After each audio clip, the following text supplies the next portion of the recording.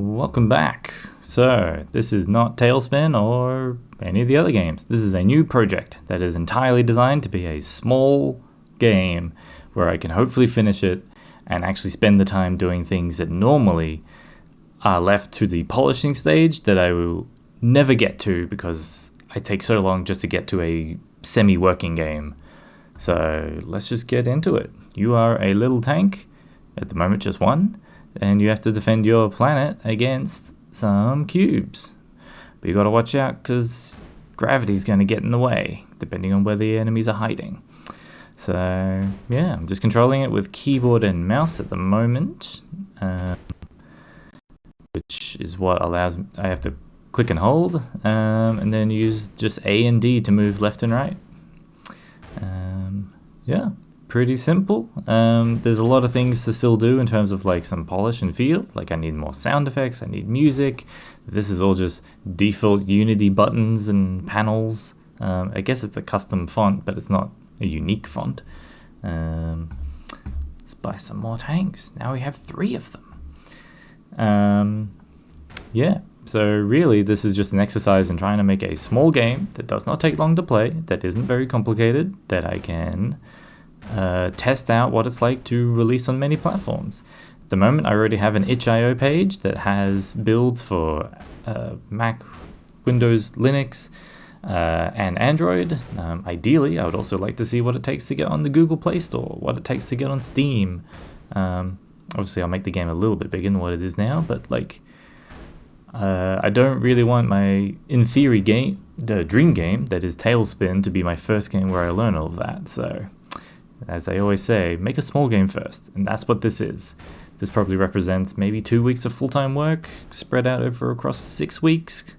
I probably honestly have easily another couple weeks of full-time work to really get all the things in there, but I'm pretty happy with how well it runs. Under the hood, it's using Unity jobs and Burst Compiler to handle lots of bullets. Although honestly, because the WebGL version runs very surprisingly well, even with many, many bullets. So yeah, and Android versions and iOS versions seem to work quite well. So yeah, we should upgrade some things. Won't be able to do enough damage. Pew pew. All right. So yeah, there should probably be some sound feedback here saying that like you hit things and all that, you know. Just little stuff like that, on top of some music and some custom UI, all those things. So yeah, I'll leave a link to the itch.io page, and probably the big thing that I've also learned is that the WebGL version on Windows was my main source of headache, because I mostly tested on Linux and Mac, and kind of assumed that if it works on Linux and Mac, it'll work on Windows, but turns out the Windows one has more problems than the Linux and Mac versions for WebGL, not necessarily the standalone builds. So yeah, turns out using the forward plus renderer instead of just a forward renderer was the culprit. Just the shaders wouldn't compile, and you get a blank screen. So I sent out the game to my friends, and like most of my friends were like, "Doesn't work." I'm like, "What do you mean?" It was running perfectly well on an old ThinkPad that has an internal graphics card, not even internal graphics card, just internal Intel graphics from like nearly 10 years ago. It was running on that, but apparently wouldn't run on a modern Windows PC, which I found very amusing. But yeah, as you can see, there's probably a lot of balancing issues to figure out. Maybe need to make that sound a little nicer. I mean, it is a warning, but anyway. Yeah.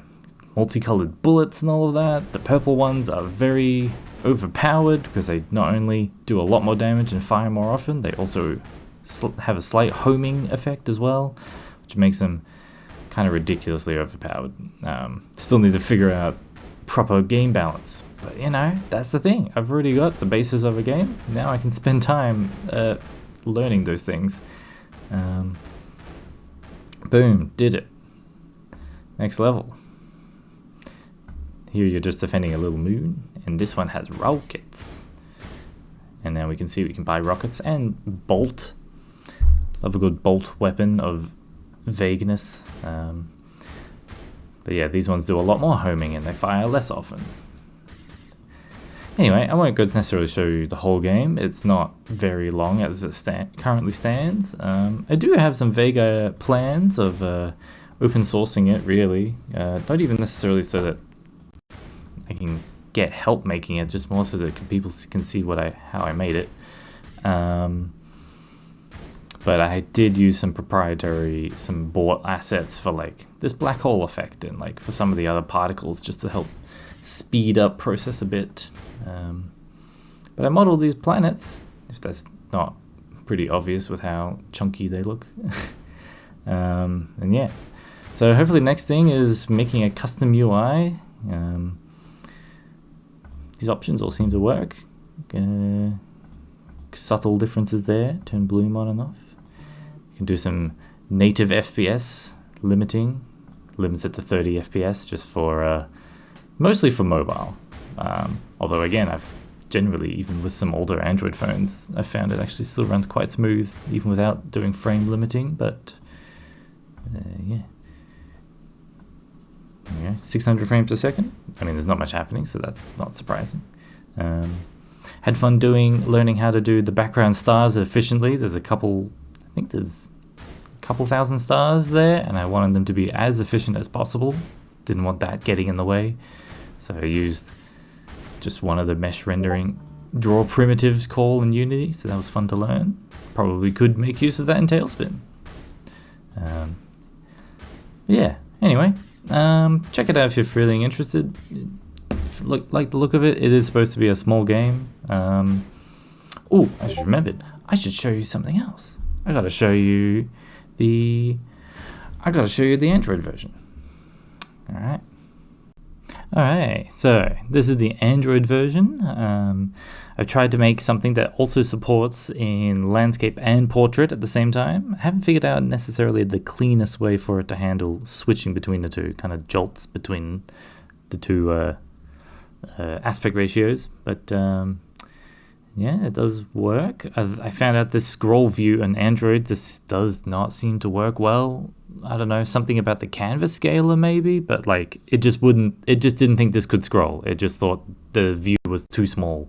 The contents were too small, even though I manually set it to like 1,000 units across. It was still like, nah, can't scroll that's too small. But it didn't do that in the iOS version, it was Android only. So I don't know, I kind of just had to keep upping the number on the Android version until it let me scroll. So don't know, but maybe I just need to build a UI that doesn't rely on having to scroll things. I think that seems to be the safest. Anyway, let's bring up rockets. So in portrait mode, when holding it up, you can use a single joystick. So you can see when I've got my finger out at full tilt, it moves the little tank, which might be a little hard to see on this. It moves the little tank as well, and also changes the direction you're firing. But if you keep it in the middle, then it allows you to just change the direction you're firing without actually moving the tank as well.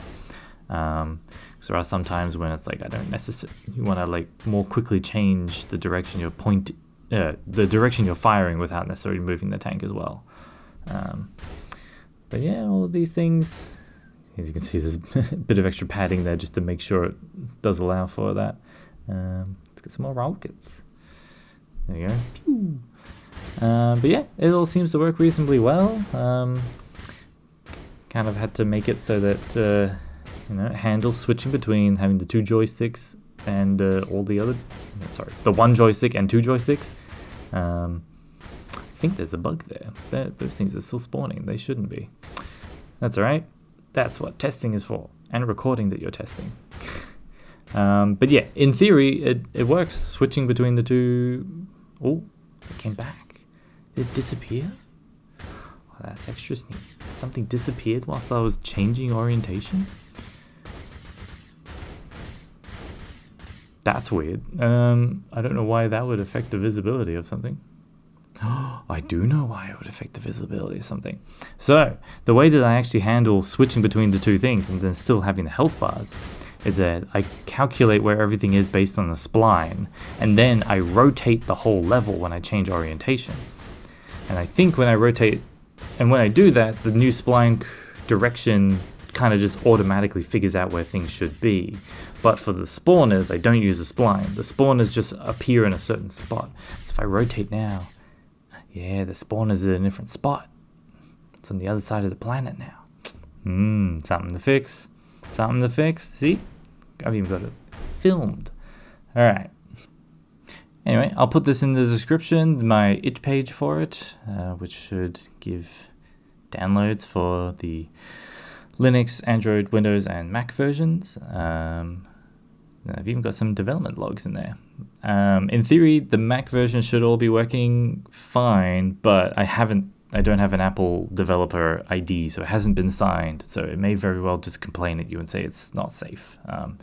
And I don't blame you for not wanting to install something when the operating system is telling you it's not safe. But yeah, that's at some point that should have things in there. Future work is indeed to attempt to release on multiple platforms, which, yeah, we'll see.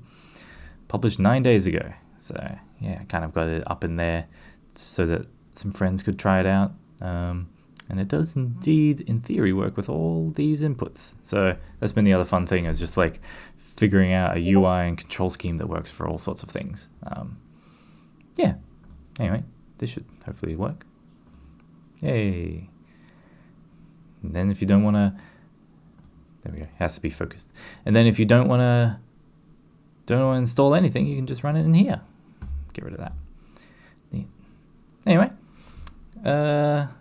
Here's hoping that I can finish this off relatively soon. And yeah, part of the reason I also started on this is that I'm possibly going to be more busy with other things and I won't have time for Tailspin. So I was just like, I want to release something in some form and learn a bit more about releasing a game. Because otherwise, if I don't do it with a small game and I have to learn with Tailspin, I won't be learning about that for years. Yeah. Anyway, see you in the next one.